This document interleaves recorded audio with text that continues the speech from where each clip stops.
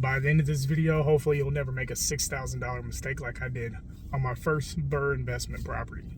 I've talked about the Burr in the past and some of the good things and some of the bad things that's happened, but today I want to talk to you about a specific thing that happened, and this is merely something that you'll learn with experience, but hopefully I can tell you today what happened with me and it won't happen to you.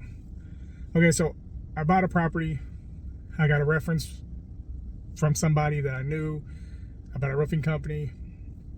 They came out and they was also going to do my roofing and foundation. Come out, they did their inspection. I walked with them. I don't know a ton about roofs, but I could tell that the roof definitely needed to be replaced.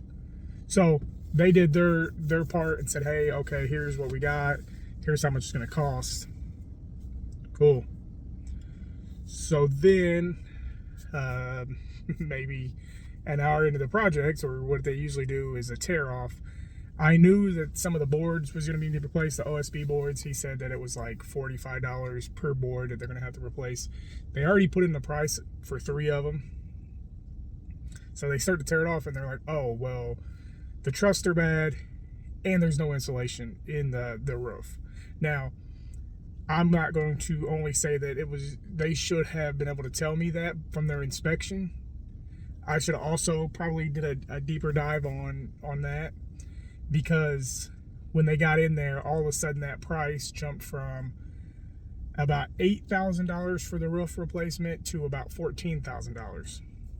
Now, if you know anything about rehabs, this could be a major killer in your rehab. If you're flipping it, it could kill your profit. Hopefully you have a budget for more than a $6,000 profit. It doesn't completely kill you, but it may.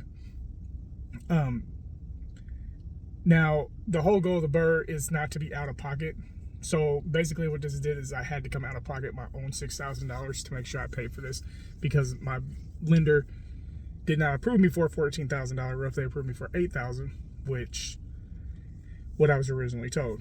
So they had to go in, put all the insulation in, and re-roof it as they were supposed to do the regular job.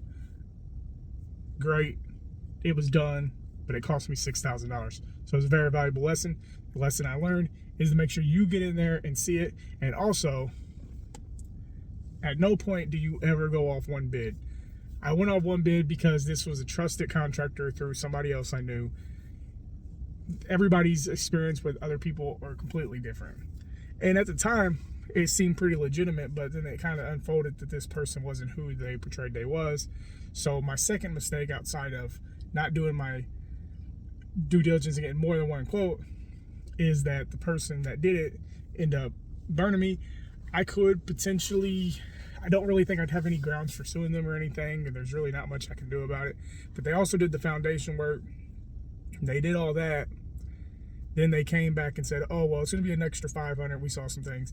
Cool, $500. I even budget for, each part of the project to go over at least 10%. So that wasn't a big deal. But then I started to notice, and I quote you, the contractor said to me, you will not have trouble with this foundation for at least 20 more years.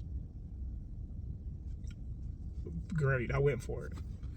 6 months later, I see foundation issues. So I call him, I said, hey, there's some issues going on.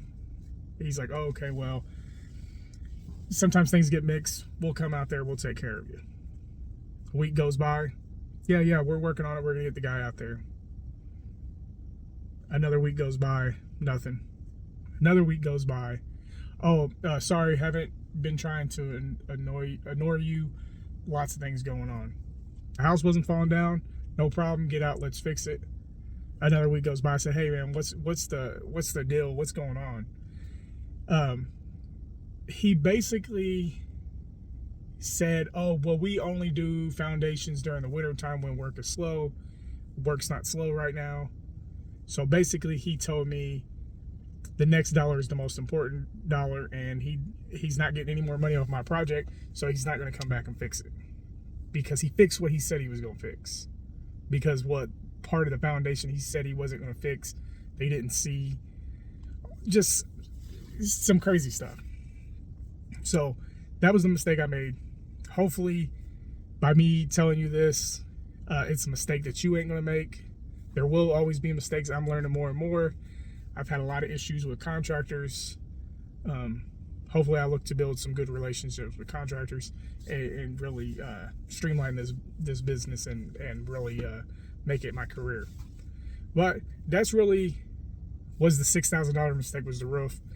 But it all goes into an education thing, because I paid $6,000 to know that taking somebody's word for it is not always going to get you what you need.